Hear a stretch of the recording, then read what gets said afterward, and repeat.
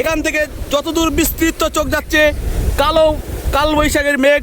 আমরা জানি না আমরা এখান থেকে ভালোভাবে ফিরতে পারবো কিনা, খুবই সমস্যার জন্য এখানে আমরা আটকে গেছি। তো এদিকে ঝড় শুরু হয়ে গেছে দেখতে পাচ্ছ। এখান থেকে সমুদ্রের দূরত্ব খুব কম হলেও প্রায় 150 মিটার, আর এই বয়ারটার ওজন কয়েক টন হবে। তো কত জলের স্পিড হলে এই বয়ারটা এখানে চলে আসে সেটা একবার ভাবুন। এই দেখুন বাড়িটার কি পরিস্থিতি, জলে ভেঙে গুড়িয়ে গেছে। এই যে মানুষের এখানে এত কষ্ট, ভাবতে পারতাম না যদি এরকম সাইটে না আসতাম। আশ্চর্য হচ্ছে না? সত্যি শিহরিত হচ্ছি। হ্যাঁ, এটা হচ্ছে টাইগার চিংড়ি। এই চিংড়িটার প্রচণ্ড নাম রয়েছে, আমাদের কলকাতাতেও পাওয়া যায়, কিন্তু এখানে একদম। আচ্ছা, এটা কি সমুদ্রে না? সমুদ্রের, আচ্ছা, জ্যান্ত আছে না?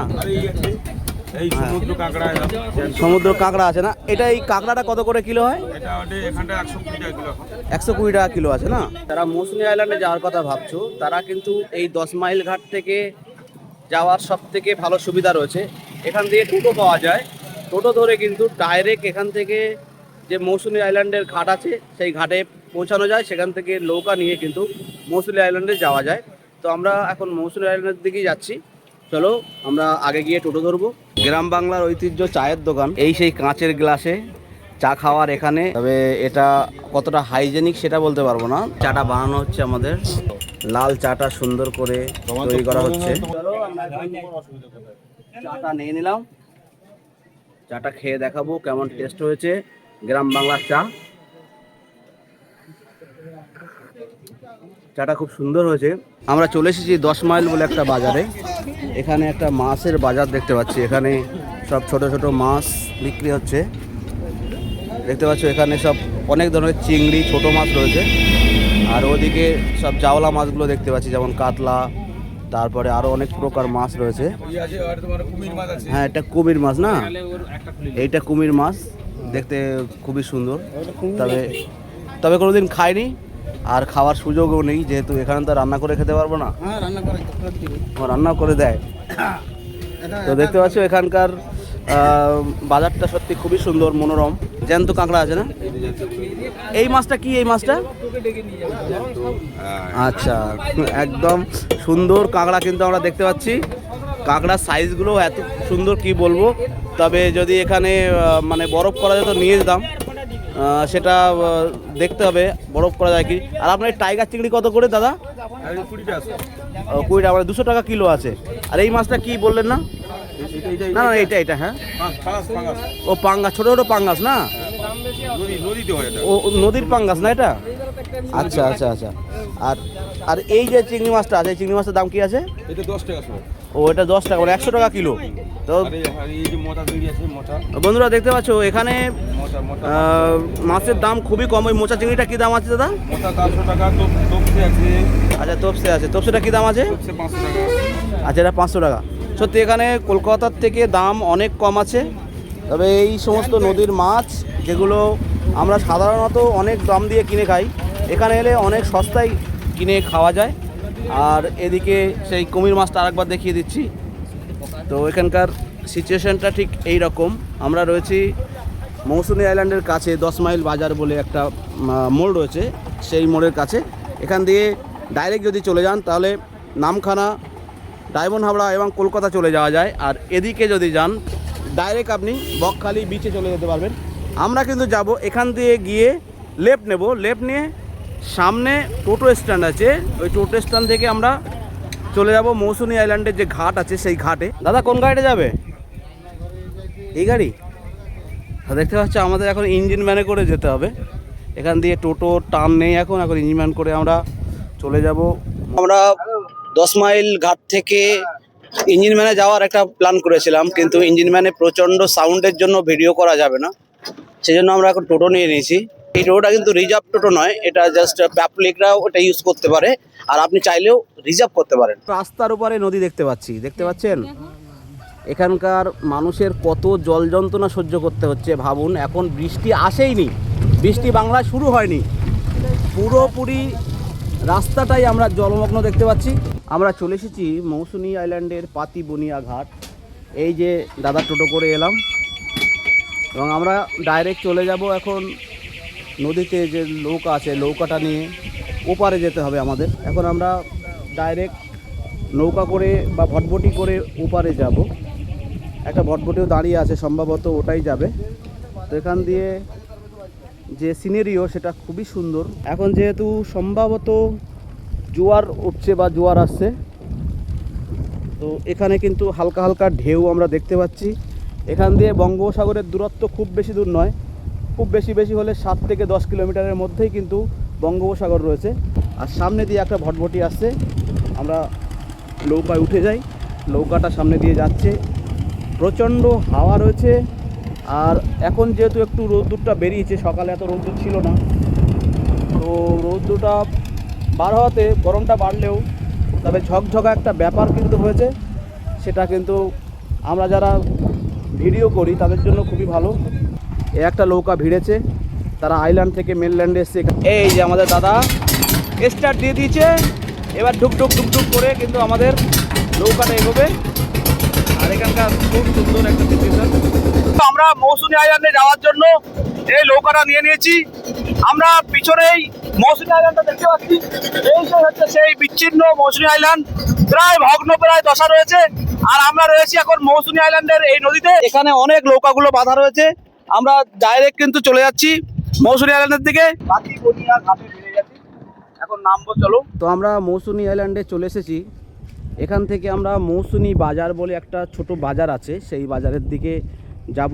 এখানকার সব স্থানীয় মানুষ তারা ওপার দিয়ে এসে তারা এখন তাদের বাড়ির দিকে চলে যাচ্ছে। তো দাদা এটা দেবেন, আমি একটু শ্যুট করব। আমরা টোটোতে উঠে পড়েছি। আমরা পাতিবুনিয়া ঘাট থেকে এখন মৌসুমী আইল্যান্ডের একটা বাজার আছে, সেই বাজারের দিকে যাচ্ছি। এখানে দূর বিস্তৃত সব জমি মাঠের ক্ষেত আমরা এখান থেকে দেখতে পাচ্ছি। সিমেন্টের রাস্তার উপর দিয়ে গাড়িটা দুর্বার গতিতে এগিয়ে যাচ্ছে। আর এখানে আমাদের সঙ্গে রয়েছে আরও কয়েকটা ভাই, তারা এখানে ঘুরতে এসছে বলতে। খুব সুন্দর এখানকার এনভায়রনমেন্ট, নেচার। চলে এসেছি এখন মৌসুমী আইল্যান্ডের যে বাজার আছে সেই বাজারের এরিয়াতে।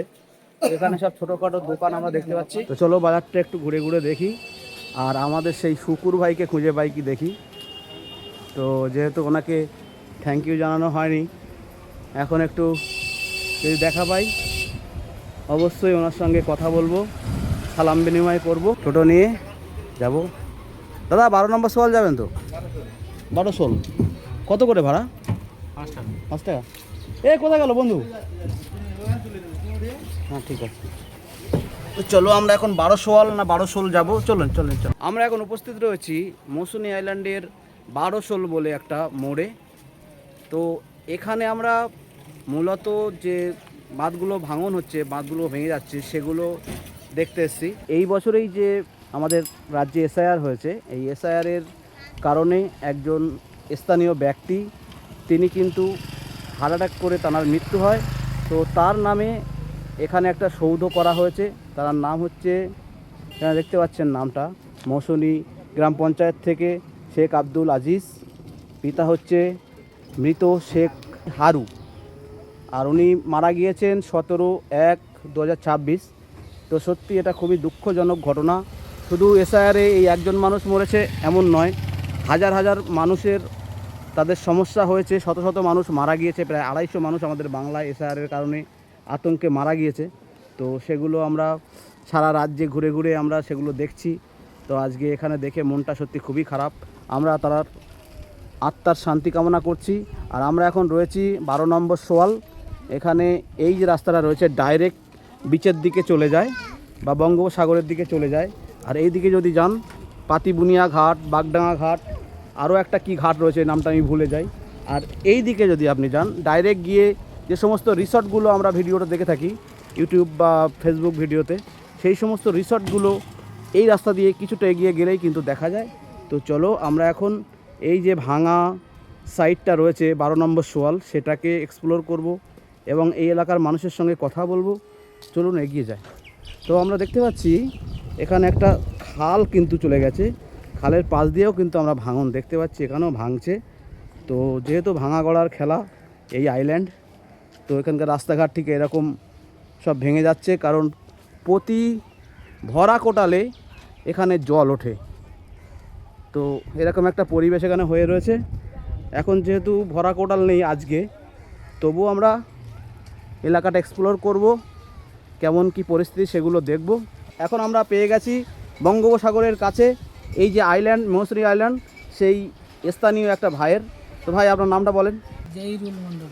আচ্ছা, আপনি এখানেই থাকেন, বসবাস করেন? হ্যাঁ, এইটা আপনার বাড়ি, তাই তো? তো এখানে আপনি জন্মেছেন এখানেই? এখানে আচ্ছা, এটা আপনার নিজস্ব ভিটা?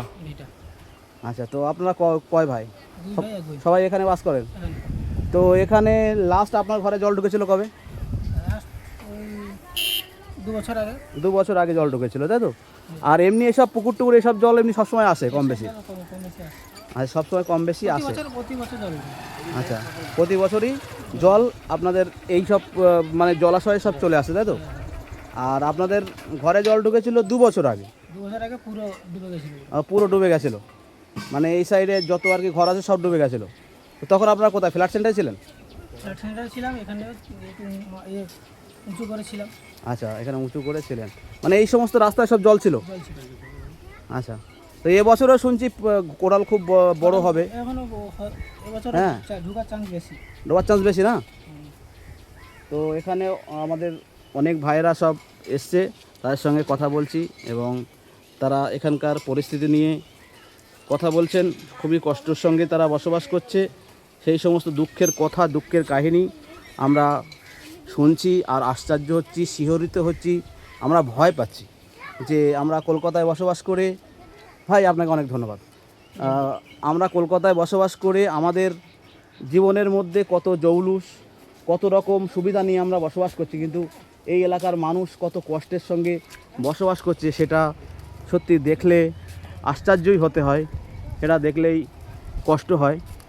তো সত্যি এখানকার বাড়িগুলো দেখতে পাচ্ছ, এই সমস্ত বাড়িগুলো তারা কষ্টের সঙ্গে বসবাস করছে। তো সত্যি আমাদের মানে ভাষা হারিয়ে ফেলছি।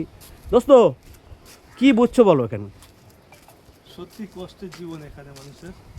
আচ্ছা, কেননা এইভাবে মানুষ এত কষ্ট করে এই সার্ভাইভাল করে এইভাবেই মানুষ বসবাস করে।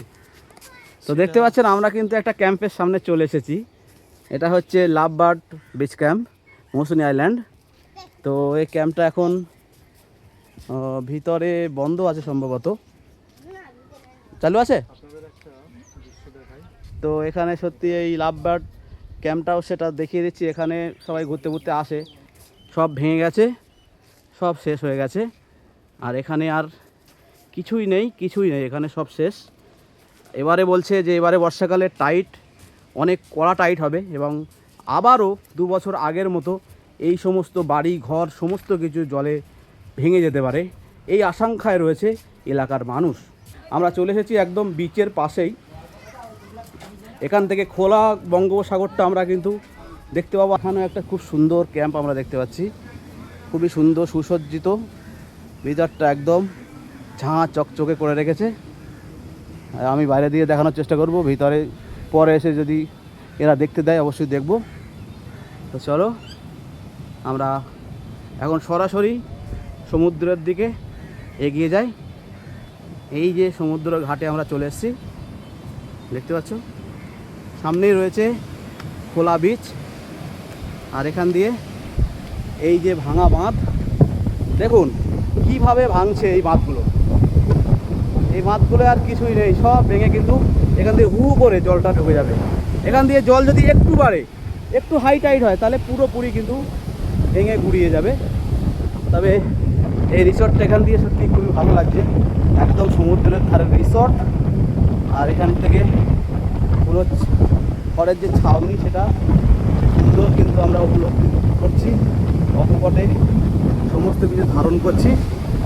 আর তবে এই রিসর্টটা কিন্তু খুবই আশঙ্কাজনক অবস্থায় রয়েছে, যদি একটু হাই টাইট হয়, হাই ফ্ল্যাট হয়, তাহলে পুরোপুরি কিন্তু তলিয়ে যাবে। রিসর্টের নাম কি? आग लगाने से वो अच्छा। भात पकेगा। अच्छा, क्या पकेगा? खाना पकेगा? हाँ, अच्छा, और हम लोग खाएंगे। अच्छा, खाना खाओगे? हाँ, और ये मोलने जाएगा तो बहुत तो- सारा दाम।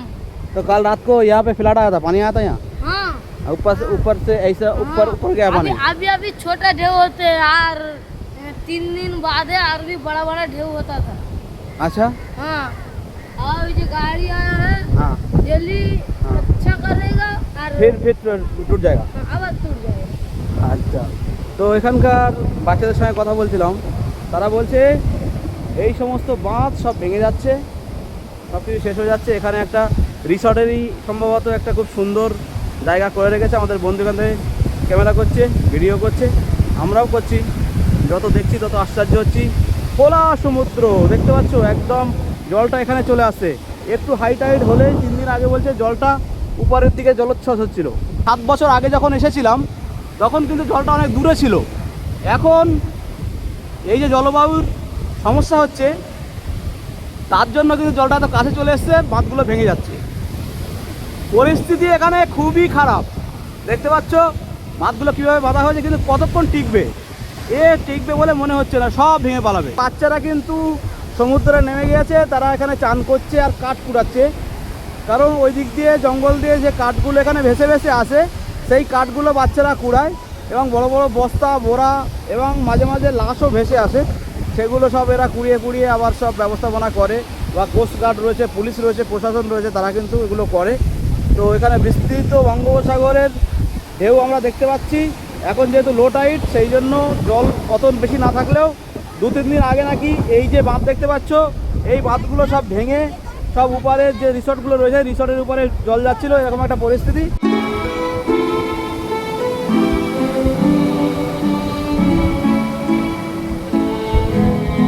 তো সম্মানিত দর্শক, এখন রয়েছি সেই বিস্তীর্ণ আইল্যান্ড। এই আইল্যান্ড সম্পূর্ণরূপে ভেঙে যাচ্ছে। এই আইল্যান্ডে মানুষ প্রচণ্ড সমস্যার মধ্যে রয়েছে। তো আমাদের সামনে দেখতে পাচ্ছ এই যে বিচের সাইডটা রয়েছে, সাইডে কিন্তু সরকার এখানে বাঁধার চেষ্টা করছে। তবে বেঁধে কী লাভ? একটু মাটি আর একটু বস্তা দিয়ে বাঁধলে কি এগুলো করা সম্ভব, বা এগুলো ঠিক করা কি সম্ভব? এগুলো কোনোভাবেই সম্ভব নয়। তো সেগুলো কিন্তু আমরা অকপরে দেখছি। আর জানি না গত আগামী 10 বছরের মধ্যে এই বীজটার কি অবস্থা হবে, সেগুলো কিন্তু আমরা বুঝতে পারছি না। তো এখানকার পরিস্থিতি খুবই খারাপ। এখানে সমস্ত কিছু ভেঙে যাচ্ছে। আর এখানে যে পাড়গুলো আছে, সেই পাড়গুলো কিন্তু এখনও কংক্রিটের করা হয়নি।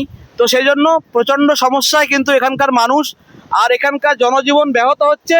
আর সমুদ্রর এই যে জলোচ্ছ্বাস বা সমুদ্রের যে সাইক্লোন, সেই সাইক্লোনগুলো যদি এখানে বেশি পরিমাণে হয়, তাহলে কিন্তু এই আশেপাশের যে সাধারণ মানুষ বসবাস করে তাদের জীবন কিন্তু সম্পূর্ণরূপে ব্যাহত হচ্ছে, বিপন্ন হচ্ছে, তাদের অনেক প্রবলেম হচ্ছে।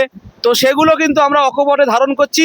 তো অবশ্যই আমাদের পশ্চিমবঙ্গের রাজ্য সরকারকে আমরা অনুরোধ রাখবো আমাদের চ্যানেলের পক্ষ থেকে, যে এই যে আপনার বাঁধগুলো আছে, এই বাঁধগুলো দ্রুত থেকে দ্রুত সময়ের মধ্যে যেন কংক্রিটের করে দেওয়া হয়, তাহলে এই এলাকার মানুষ অন্তত বেঁচে যাবে। এখন রয়েছি সুন্দরবনের একটা বিচ্ছিন্ন দ্বীপে। আমাদের পিছনেই রয়েছে বে অফ বেঙ্গল। আর এখন এখানে কালবৈশাখী ঝড় শুরু হয়েছে। এই যে নদী বাঁধটা দেখতে পাচ্ছ, এই নদী বাঁধটা সম্পূর্ণরূপে ভেঙে বেরিয়ে যাচ্ছে।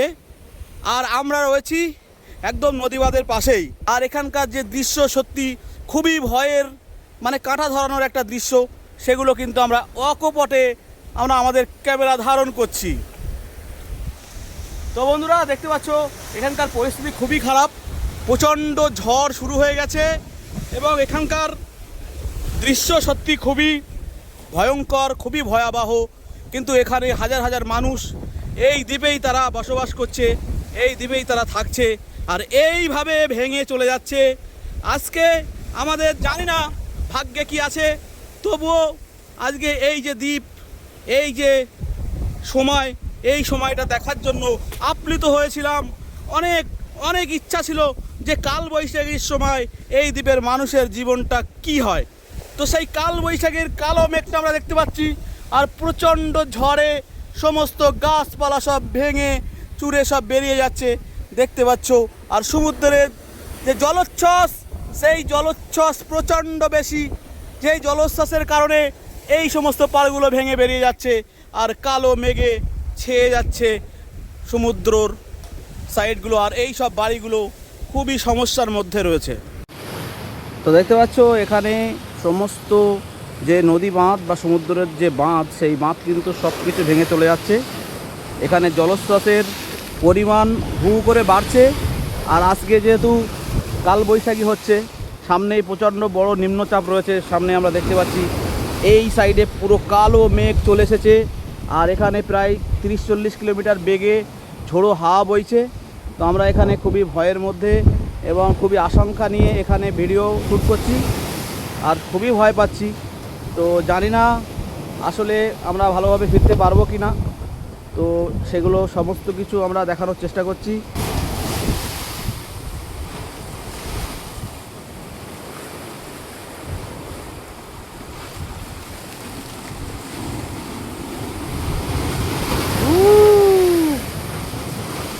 দোস্ত ভয় পাচ্ছো? আমি এখন রয়েছি সুন্দরবনের একটা খুবই বিপন্ন এবং বিপর্যস্ত আইল্যান্ডে। তো এখানে কালবৈশাখী শুরু হয়েছে। এখানে প্রচণ্ড মেঘ সমুদ্রের এক সাইডে আমরা দেখতে পাচ্ছি। আর এখানে ঝোড়ো হাওয়া শুরু হয়েছে। ঝোড়ো হাওয়ার গতিবেগ প্রায় 40 থেকে 50 কিলোমিটার। আর জলোচ্ছ্বাসের মাত্রাটাও বাড়ছে। তো দেখতে পাচ্ছ প্রচণ্ড ঝড়ে এখানে সব ভেঙে যাওয়ার তাল।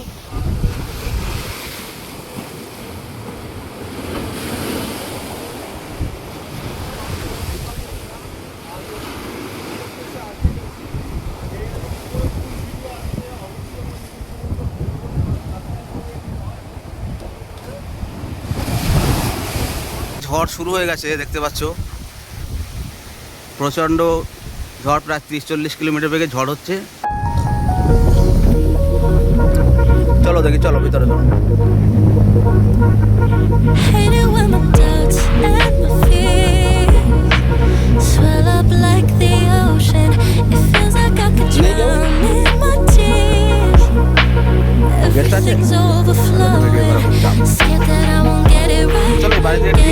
তো দেখতে পাচ্ছ এই সমস্ত জায়গায় সব জল ভরে যাচ্ছে।